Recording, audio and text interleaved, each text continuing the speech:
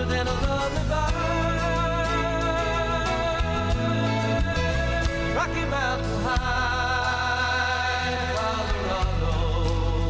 Rocky Mountain High, Colorado. Good morning. It's 5:30 a.m. on Sunday, February 5th. My friend Aletha and I are going to take the Amtrak Winter Park Express train from Denver to Winter Park, spend the day in Winter Park doing tubing and having fun, and then we'll bring the train back yet tonight. So I hope you'll come along for this next adventure.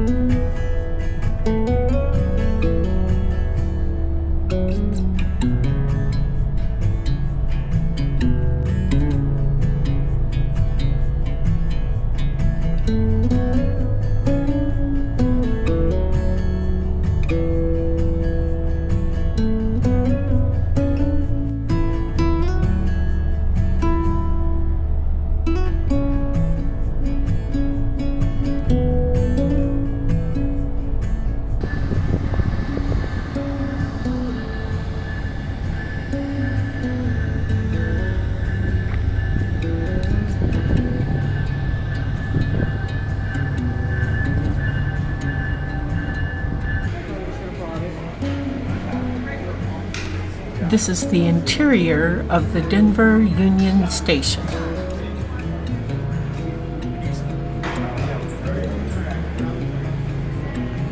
Aletha and I are going to grab a coffee and a snack to take with us on the train.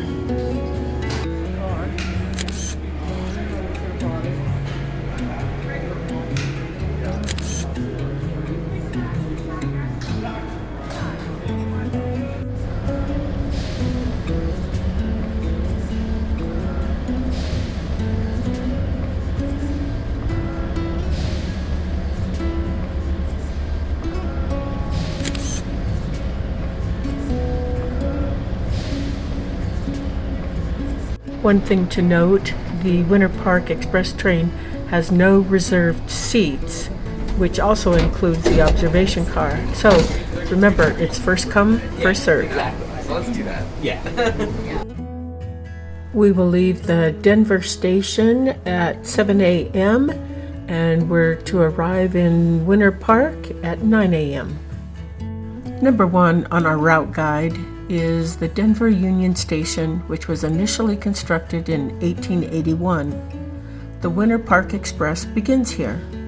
Denver Union Station currently serves the California Zephyr, the Winter Park Express, local and regional buses, the light rail, and commuter rail services.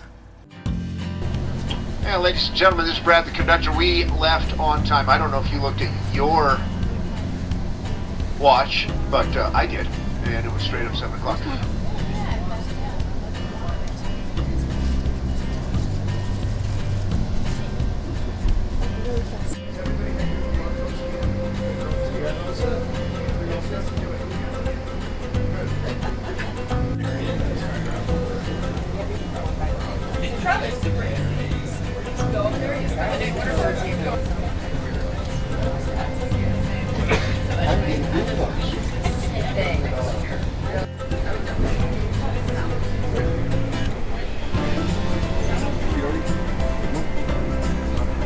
In your life, when looking forward, you see exactly where you're going. And then when you get to where you're at, you can look back upon where you've been with absolute clarity, which is currently where we are.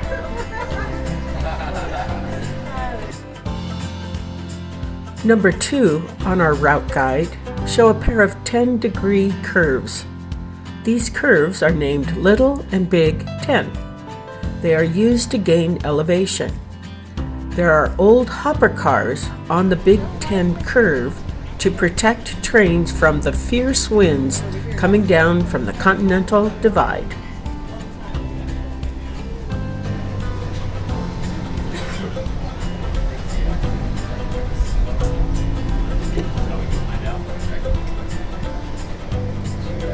Other side of the canyon now, off to your right, you can see where I'm talking about. You can see our tracks. And then just above those tracks, you can see where one of Denver's developers has chiseled into once pristine, beautiful wilderness to help the American tradition of expanding suburban sprawl.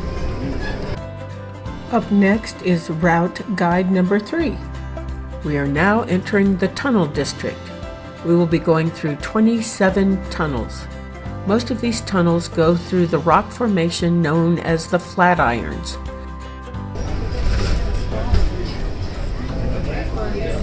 Folks, there are 27 tunnels on the way to Winter Park Ski Resort this morning. We are in number 1. This is the first of those tunnels. And it's unique because its east portal faces west and the west portal faces east, as opposed to a normal tunnel that everybody knows has the east portal facing east and the west portal facing west. Range of the Colorado Rockies. This is right where the titanic clash of tectonic forces between the Great Plains and the Rocky Mountains took place, thrusting upward the greatest profile on the entire North American continent. This is where it begins. We're going to weave in and out of the Flatirons formations as we begin our ascent up into the mountains. These are massive slabs of stone cemented together with calcium carbonate as the beach and shallows of an inland saltwater sea. And then, starting 50 million years ago, the uplift of the modern Rockies thrust those slabs of stone on end where they were washed clean. Then, in 1903, David Moffat and an army of 20,000 railroad builders came up here and chiseled out our 15-foot wide shelf that our railroad still clings to, and you get to enjoy today. Folks, the best views are off to the right-hand side of the train, looking out across that glorious vista. But on the left-hand side of the train, I encourage you to look forward and up on occasion as well, because only in doing that will you get a full appreciation of the majestic majesty of these massive monoliths of stone.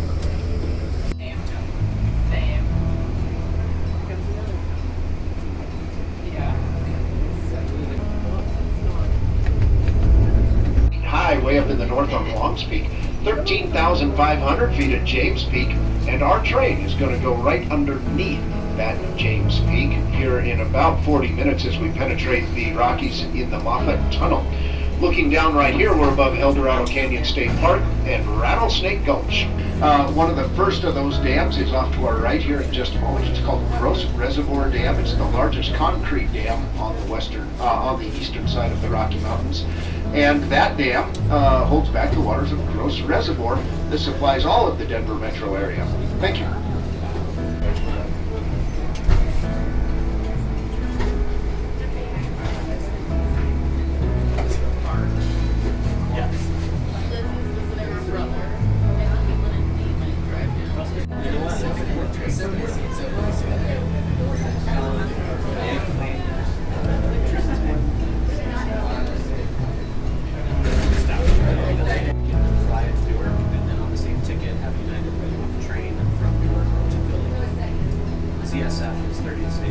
Discounts like at restaurants, bars, and stuff and all that.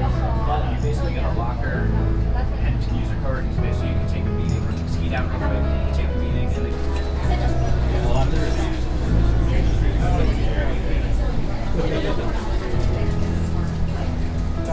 Add some horseradish sauce as well. Key ingredients that are plenty. Yeah, but add horseradish. See some of those elk? Oh, that's a good view. Thank you, Gary.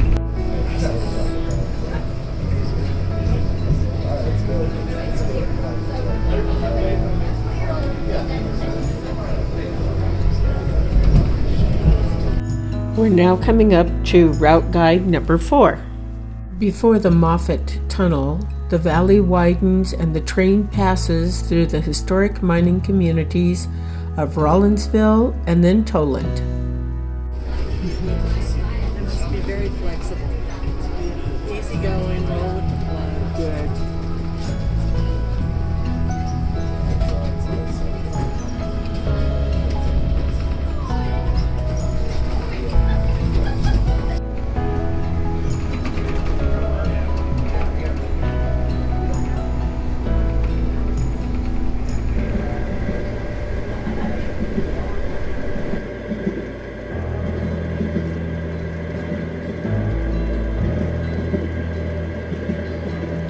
Route guide number 5 is the Moffat Tunnel. Completed in 1928, the 6-mile-long Moffat Tunnel bypasses the Rawlins Pass route. Midway through the Moffat Tunnel, we are roughly 2,700 feet under the Continental Divide and at the highest point on the North American Railroad system.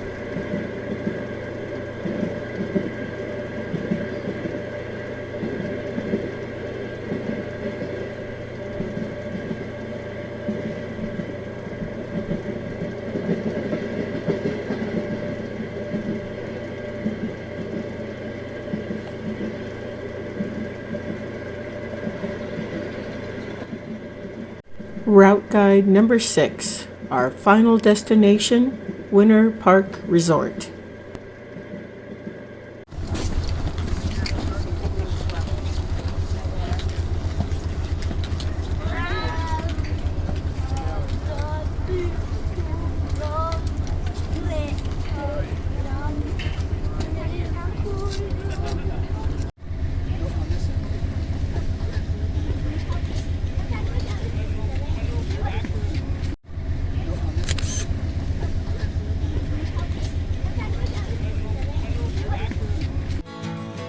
When he first came to the mountains, his life was far away, on the road and hanging by a song. But the string's already broken and he doesn't really care. It keeps changing fast, it don't last for long. But the Colorado Rocky Mountain High, I've seen it rain and fire in the sky. The shadow from the starlight is softer than a lullaby. Rocky Mountain High, Colorado. Rocky Mountain High, Colorado. He climbed Cathedral Mountain, saw silver clouds below.